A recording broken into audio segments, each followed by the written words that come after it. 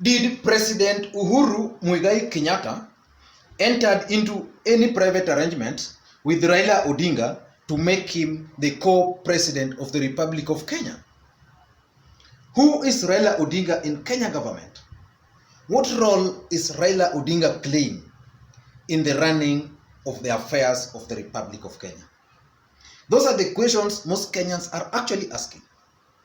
And yesterday, Raila Odinga made some statements which cannot go without interrogations. And that's what we are going to do now. Let's dig in. But before we dig in, kindly remember to subscribe. And if you are new, the first comment always has a link which will help you to subscribe easily. Now, yesterday, Raila Odinga addressed a meeting or a gathering at the toy market. And during that meeting, Raila Odinga uttered two words, or he made statements which in my view were very critical. The first statement, he instructed Mike Sonko to rebuild the market. And he was very clear, this is an instruction. And of course, Sonko confirmed that later on when he came. Then he also made comments that yeye na Uhuru Kenyatta wanacheza hapa juu, wengine wote chini. So before we proceed, just listen very keenly to these two statements which Raila Odinga made. Then we can now be on the same page. Listen in. Sisi tulisema tunataka kuleta amani Kenya hii. Kaketi chini mimi na Uhuru. Nikamwambia makosa ni hii na hii na hii na hii. Ukikubali kurekebisha mimi niko tayari. Akasema hako tayari. Na tukaandika. Sivyo? Sivyo? Uhuru amevaa ile ya Jubilee. Mimi niko na chungu hapa.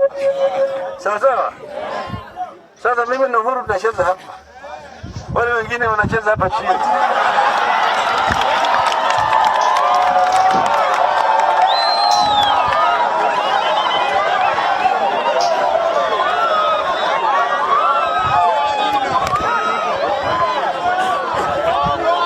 Kwa hivyo hata wakinirusha mimi mawe, wakirusha hii matusi siwajibu. Hiyo ni kama ngurumu ya chura. Ngurumu ya chura inaweza kuzuia ng'ombe kunywa maji. Ng'ombe anakunywa maji tu, akimaliza anakojoa huko ndani ya hiyo maji. Bwana Sonko ataingia hapa sasa hivi. Na ataingia na mimi nishampatia yeye instructions. Hii ni instructions.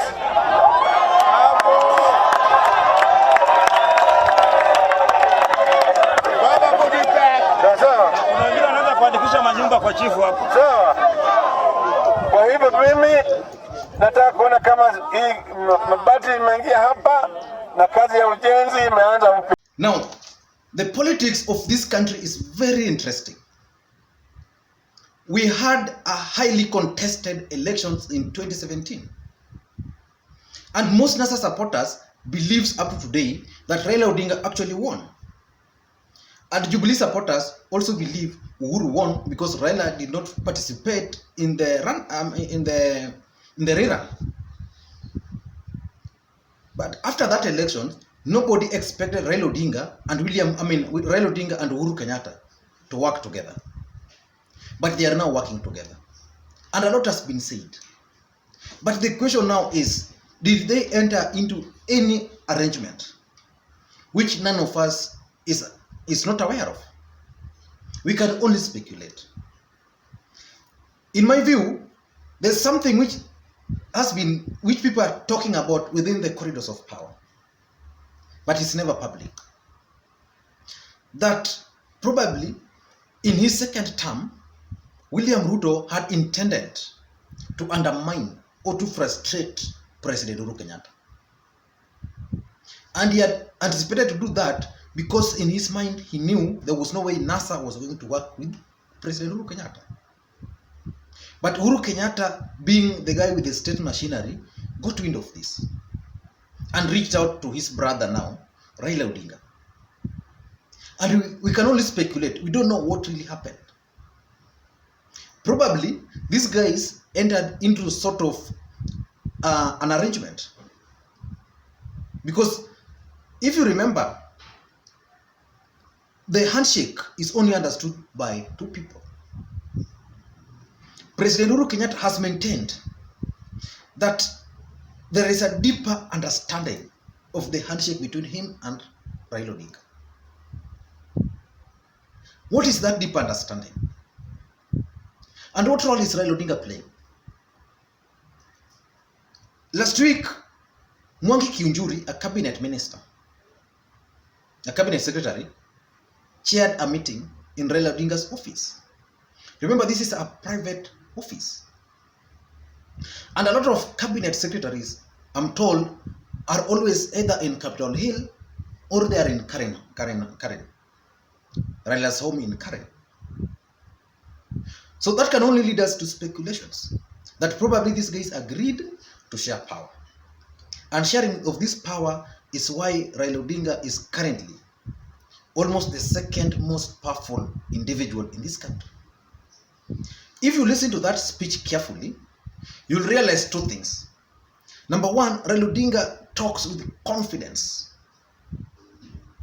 especially when stressing those issues and the others. And now, if you listen to the entire speech, I'm not going to share all of it here. He talked of a major project which they are going to launch in Kibera with President Uhuru Kenyatta. And he narrated to the people of Kibera how he had intended to initiate that project. But these guys actually ended up destroying that project by bringing in the NYS. And he gave the example of Kabura. And he was very careful because we were, it's like he forgot the name. So he was like, who was that mama? And we were like, Anne Waiguru. And then, no, not Anne. Then it's when somebody said Kabura. And yes, it was Kabura. So he narrated all that thing. So why would President Uhuru Kenyatta and Raila Odinga be keen on implementing projects in areas which were formerly NASA strongholds? Could that be part of the deal which Raila Odinga entered with President Uhuru Kenyatta? A lot of projects, development projects, are currently ongoing in Nyanza under direct supervision of the president, in Coast and in Western. And now Kibera. We still don't know this major project they are going to launch. I can only speculate because he said, oh, you remember when I brought up this issue, this high-rise building, people post blah, blah, but now it's benefiting people. And when we come up with that project, I want you guys to support. So in my view, Raila Odinga is playing a key role, but is playing that key role for President Uhuru Kenyatta. Remember, President Uhuru Kenyatta appointed Raila Odinga as the AU, not really President Uhuru Kenyatta. The Africa Union appointed Raila Odinga as the High Representative, for the AU. And in my view, that was just to camouflage the role which President Uhuru Kenyatta had actually assigned him. So Raila Odinga can now hide behind being being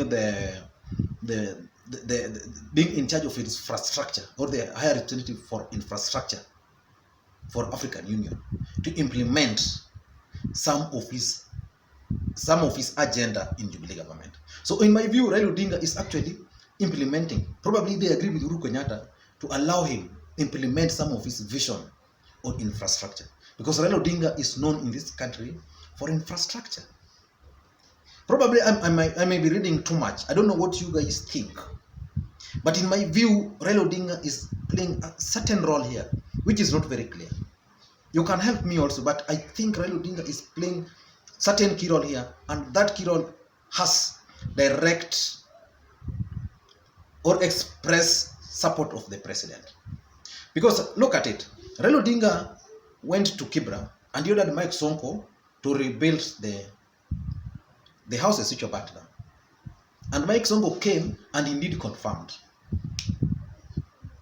Right? Raila Odinga at the same place said he's going to work with President Uhuru Kenyatta. But he talked of people who are planning, who banned that place, are actually land grabbers who are planning to grab that land. And in my view, he was referring to William Ruto.